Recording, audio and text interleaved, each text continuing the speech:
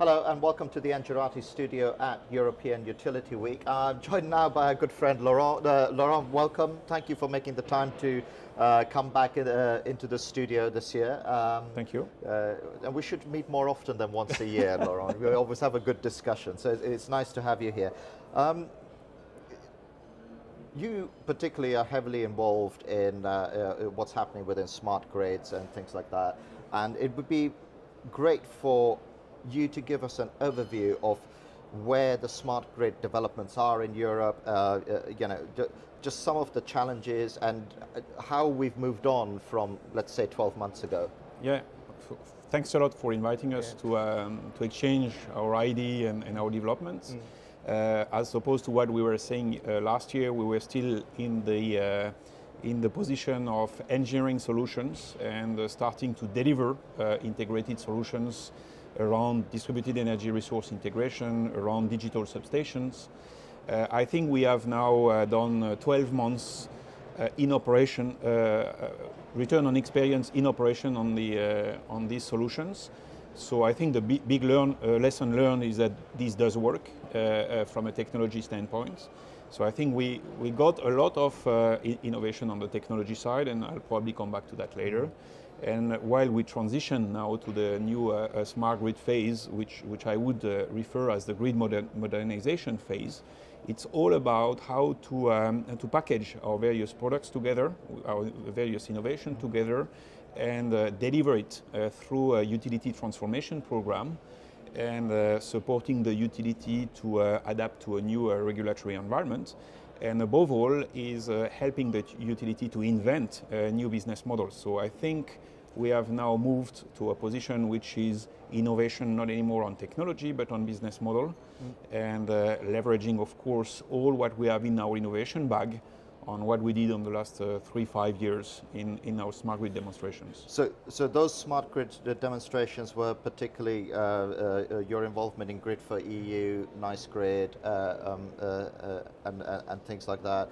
But if I can just take a nod to the other side of the Atlantic, you're also quite heavily involved in Philadelphia Navy Yard and so on. Yeah. If I could ask you to just pull together for us about and bring to life some of the innovations you had to bring to bear in order to get this new, and when we say smart grid, I think smart is just one aspect. That's just things talking to each other. It's more about a dynamic, agile grid, isn't it, really, yeah, what we're talking right. about? So what are the innovations? Where were the innovations? Okay, so you're right. We've been basing our innovation based on few strategic innovation programs, which are pillars of our strategy. Several of them are in the US. We have been on the Pacific Northwest demo, which is the largest smart grid demos, where we did work a lot on transactive controls, how to control grid edge devices through transactive signals. We've been on microgrids in the Navy Yard, Philadelphia, with PJM and PICO. We've also been very active into Duke, in a model where a vertically integrated utility is thinking managing portfolio of DER and microgrids. So we have now reached, I would say, a position to be able to build up our base platforms. And I would say our base platform are actually today 3 levels. One is all what happens in the grid control room. And what we see is whilst the grid transformation change, we see new desks and new applications being introduced there, leveraging big data and integrating data from devices which are in the grid but also outside the grid, means the Nest. So and this is innovation thermostats. On the control systems, the Yes. communication layer, a real-time Absolutely right. communication. So that's one layer. Yeah. The second layer is really inside the grid. That means in the substation, in the smart substation, digital substation, which we've been working on high voltage, which now very much goes down to the grid edge on the medium-low voltage side. And then there is innovation in the way to interconnect with the consumer and how basically the smart home, the smart building does interconnect back into the grid optimization layers. And there is now a very strong component on how to put the consumer feedback into the tools which are being used in the grid dispatching environment. So on all these topics, we did implement, I would say, innovation on the top of our existing platform, which are Itera platform, into the control room environment, or the SHI platform into the substation, and we have added a lot of new apps which are the basis of that innovation. So it sounds to me that the innovation part is really to do with IT and control systems, isn't it? That's pretty much where it's that's the core. Yeah.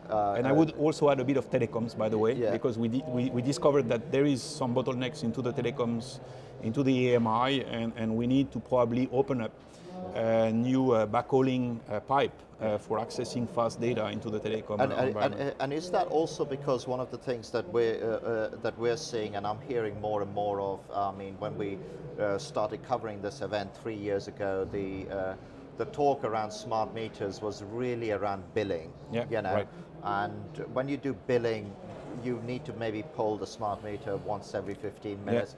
Maybe less even, you know, but it's a convenience, operational efficiency. But now I'm really seeing sort of distribution networks looking at these edge devices and saying, well, actually, beyond billing, they can give us intelligence. So now you need a real-time connection there, don't you? That's a different problem. A very, very good point. So first of all, smart meter was designed an AMI for billing purposes, and we do require to bill. So that's not a loss and a waste of resource, and that was required. Now, what happens is several of the utilities are thinking on how to make more use of their AMI infrastructure to do, I would say, to respond to new use cases like renewable or distributed energy resource integration.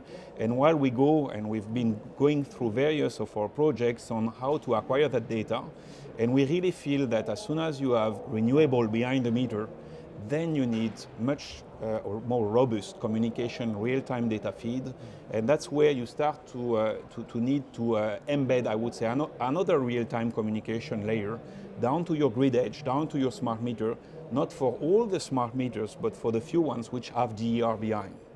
And there's a lot of innovation currently right now on how can we really trap and access extremely fast streaming of data from smart meter and interconnect it back into the control room environment. And make sense of it. And make sense of it, and manage the privacy aspect of it, because of course, the more you've got real time down to metering, you do expose potentially consumer privacy.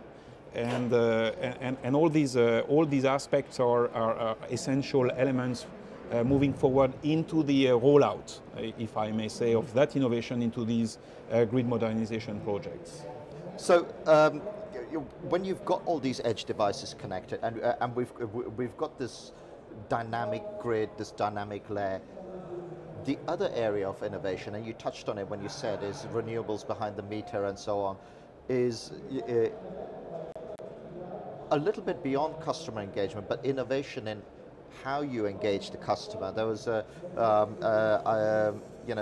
Californian DSO is doing some very innovative tariffs where they're actually incentivizing customers with batteries behind the meter to be on a special tariff, and saying that if you take that tariff and you give us a bit of control of your battery, you get an incentive, because that gives us allows us to stabilize the grid a little bit more. Can you just run through some of those innovations that you're seeing, and are they happening in Europe? Is there something wrong in Europe that we aren't seeing those innovations? So basically what we see, and that step backs into the discussion on microgrids, we really see microgrids being one of the fundamental concepts emerging out of a lot of these innovations which have been developed in the grid side. And it's just basically rethinking the way the consumer behind the meter does interact with the main grid system through a form of a power purchase agreement, a PPA, which kind of combine various services for energy performance, demand response, storage, grid services. And so that's where lies basically so this innovation. Microgrid acts as a PPA, effectively. Yes, so that's where the innovation onto, I would say, onto this business is required. And of course, this raises a lot of questions on what should be the grid tariffing Yes. against these microgrids, because obviously if the consumer is ready to play a part and a role into supplying flexibility into the grid system, it is expecting some reward into it. And I think that's a lot of the dialogues which we are following very carefully in New York, in California, are exactly on how to engage a new dialogue between a DSO and behind the meter microgrids, so that the microgrid gets integrated back into the main grid. And we don't believe at all into a model of islanded microgrid. It's all about microgrids connected back to the main grid, and a lot of innovation is about writing the PPA between the microgrids and the main grid. And I think in several of our projects, we see a portfolio of microgrid projects very clearly emerging into the US particularly. It's all about that. So to your question, why we are maybe a bit behind in Europe, I think the European market design does require some... Needs an overhaul, right? A bit of retrofit, Yeah. if I may say. I think the European Commission has gone into a new market consultation. We need to think in Europe, how do we price scarcity or flexibility into the energy system, and how do we basically build up a market environment which really incentive basically grid operator and aggregator to work together in being able to supply real-time services. And I think here, though I'm a European citizen, Europe can learn a lot from what has happened in the US, in markets such as PJM, which did try and show a few examples of interesting regulation moving forward into the smart space. And it seems like they have a much more market-driven approach to it as well, Yeah. but also a bit more holistic. You know, Sure. they're designing for today's technology as opposed to, you know, our regulations where we've designed for, you know, technologies that were relevant 10 years ago, and this has I moved think a little bit. I think they did a bit more advanced regulation on the wholesale and real-time market aspect.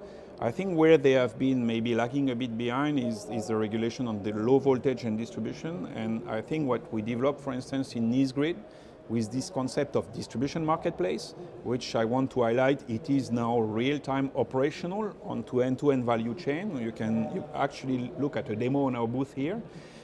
On that element, I think US has not gone as deep as what we think in Europe, because they don't really have portfolio of renewable onto the distribution. Yes. And we were very happy to actually have PGM, for instance, to visit the Nice Grid showroom and have a very interesting dialogue about how can Europe and US learn into combining wholesale and distribution in a more integrated infrastructure, leveraging, I would say, controls through price signal. And I think the fundamental of these is how do we control through a most efficient price signal across these various layers of technologies. That would be an interesting discussion, and we could probably make that happen, but let's see, watch this space. But one of the other things on innovation I wanted to talk about is, you know, I introduced you as Alstom, but you're no longer Alstom, or you're part of GE. That's all been ratified now. Does that give you a springboard? I mean, are you excited about that? What do we call it? A collaboration, a merger? What is it? It's a joint venture, and we are very happy about that move. Today is the first event, I think, in the world where we expose ourselves to the GE Grid Solution joint venture. If you come to our booth, you'll see our new integrated booth around that.